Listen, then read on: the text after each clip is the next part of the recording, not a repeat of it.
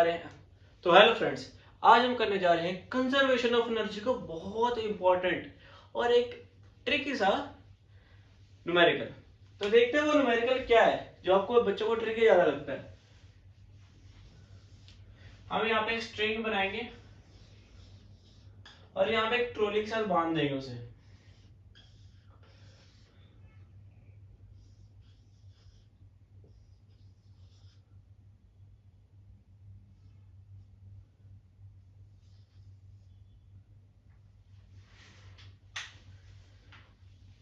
ये हमारे पास एक स्ट्रिंग है जो कि रिलीज हो गया।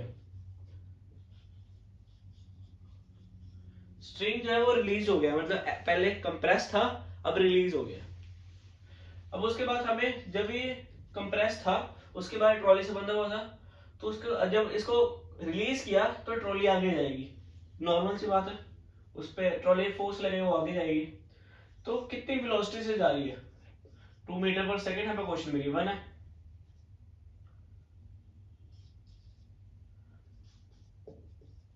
उसके बाद हमारे पास ट्रॉली का हमारे पास मास भी गिवन है 0.5 ग्राम। तो अब इन्होंने क्या पूछा हमसे? तो इन्होंने हमें कहा है कि फाइंड पोटेंशियल एनर्जी जब स्प्रिंग कंप्रेस था, अब ये रिलीज हो गया है, तो वेलोसिटी और मास गिवन है। बट इन्होंने हमसे काइनेटिक एनर्जी नहीं पूछी, इन्होंने हमसे पूछ ली कि पोटेंशियल एनर्जी क्या थी जब वो कंप्रेस था। हमें रिलीज देके कंप्रेस्ड का पूछ लिया। तो ये ऐसे क्वेश्चन हम कैसे करेंगे अभी बताता हूं।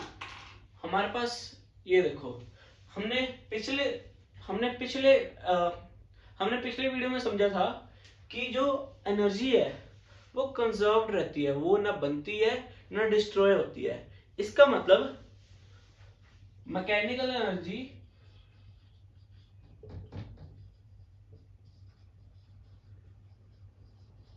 इज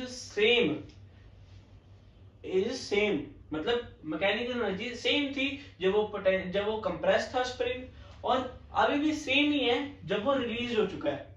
इसका मतलब potential energy of spring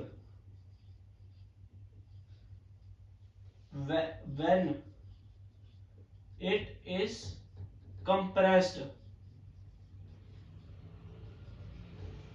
is equal to, ध्यान से देखो सर, ये ध्यान से देखना, potential energy of spring when it is compressed. आपको मैं डायग्राम बना के दिखाता हूँ कंप्रेस्ड कैसे थी।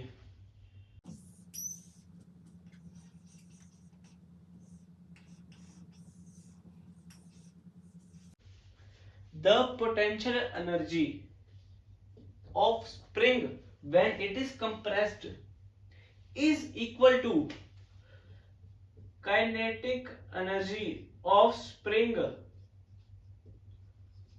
when it is released। मतलब काइनेटिक एनर्जी और पोटेंशियल एनर्जी सेम है, इक्वल है, चाहे वो रिलीज हो चाहे स्प्रिंग कंप्रेस्ड हो। इसका मतलब अगर हमारे पास वेलोसिटी और मास गिवन है तो हम आसानी से निकाल सकते हैं पोटेंशियल एनर्जी, क्योंकि पोटेंशियल एनर्जी काइनेटिक इक्वल है।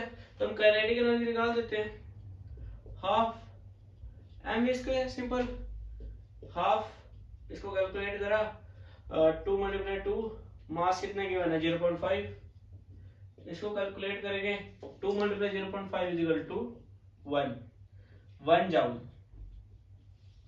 1 जाउल हमारे पास आई काइनेटिक एनर्जी, और काइनेटिक एनर्जी हमारे पास इक्वल थी पोटेंशियल एनर्जी की। तो हमारा आंसर 1 जाउल, जो क्योंकि पोटेंशियल एनर्जी इसके इक्वल है, तो हमारा आंसर आ जाएगा पोटेंशियल एनर्जी।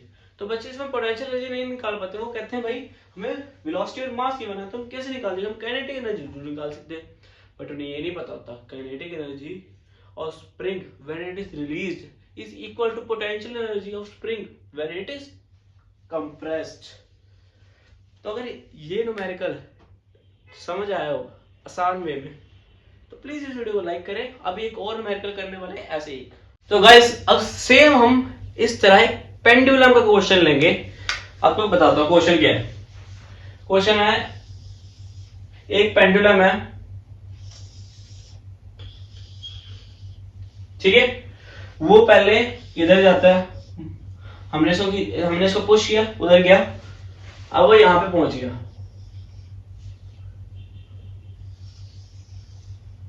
ठीक है, तो इस सिचुएशन को हम बोलते हैं एक्सट्रीम। एक्सट्रीम, इसको बोलते हैं हम मीन।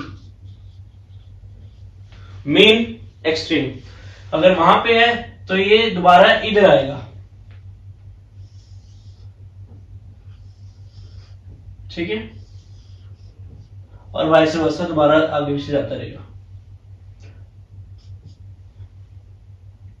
ठीक है, तो अब क्वेश्चन में क्या पूछा हमसे? क्वेश्चन में हमें ये पूछा है कि भाई हमें हर एक पॉइंट पे, चाहे वो पॉइंट ए हो, चाहे वो पॉइंट बी हो, चाहे पॉइंट सी हो, हमें बताओ कब पोटेंशियल एनर्जी मैक्सिमम होगी, कब काइनेटिक एनर्जी मैक्सिमम होगी, या कभी दोनों जीरो होगी। हम बताते हैं।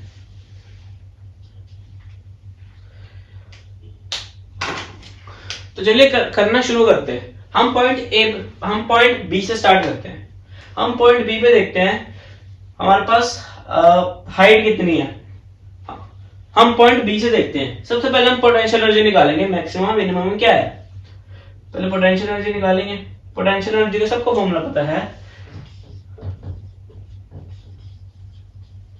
mgh, और काइनेटिक एनर्जी का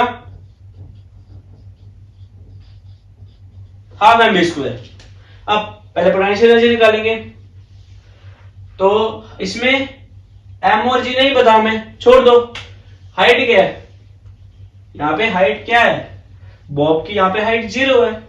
तो अगर हाइट 0 है तो पोटेंशियल एनर्जी 0। उसके बाद काइनेटिक एनर्जी में जाते हैं।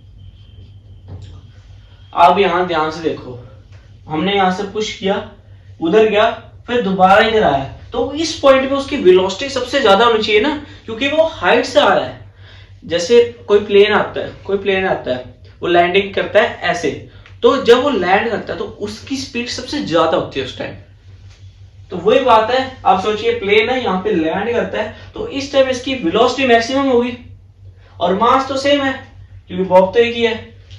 तो अगर वेलोसिटी मैक्सिमम है, मास दोनों का सेम है, अगर वेलोसिटी मैक्सिमम है तो काइनेटिक एनर्जी इस टाइम मैक्सिमम होगी पूरे पेंडुलम में। ऐसी सेम इधर होगा। अब पॉइंट ए पे आ जाते हैं। पॉइंट ए में क्या होगा, पहले पोटेंशियल एनर्जी निकाल देते हैं। इस टाइम हाइट उस बी पे 0 थी, बट इस टाइम हाइट 0 नहीं है, इस टाइम हाइट मैक्सिमम है। अगर हाइट मैक्सिमम, m और g सेम रहेगा, हाइट मैक्सिमम, तो पोटेंशियल एनर्जी भी मैक्सिमम। और काइनेटिक एनर्जी, भाई ये बात सुनो, पेंडुलम ऐसे ऐसे जाता है, तो जब यहां पहुंचा तो एक बार उसकी वेलोसिटी 0 हुई ना, तभी तो वो वापस आएगा। ये तो है नहीं, अगर उसकी वेलोसिटी 10 होती, यहाँ पे भी 10 होती, तो वो ऊपर चले जाता। उसकी वेलोसिटी यहाँ पे 10 थी, फिर इधर आके स्लो होगी ना, तो यहाँ पे 0 हो जाएगा एक पॉइंट पे। तो अगर यहाँ पे वेलोसिटी 0 होगी तो काइनेटिक एनर्जी भी 0। और सेम मैकेनिज्म पॉइंट सी के लिए भी होगा, क्योंकि वो भी सेम ही पॉइंट पे है, एक तरीके सेम लेवल पे है। तो यहां पे भी पोटेंशियल एनर्जी मैक्सिमम और काइनेटिक एनर्जी 0। तो ये एक इंपॉर्टेंट क्वेश्चन था आपका पेंडुलम के ऊपर। अगर ये दोनों क्वेश्चन आपको स्प्रिंग और पेंडुलम में समझ आए हो, वीडियो को लाइक करें। ऐसे क्वेश्चंस मैं लाता रहूंगा, ऐसी वीडियोस लाता रहूंगा। अगर आपको वीडियो अच्छी लगे तो प्लीज लाइक करें और सब्सक्राइब करें चैनल को। धन्यवाद।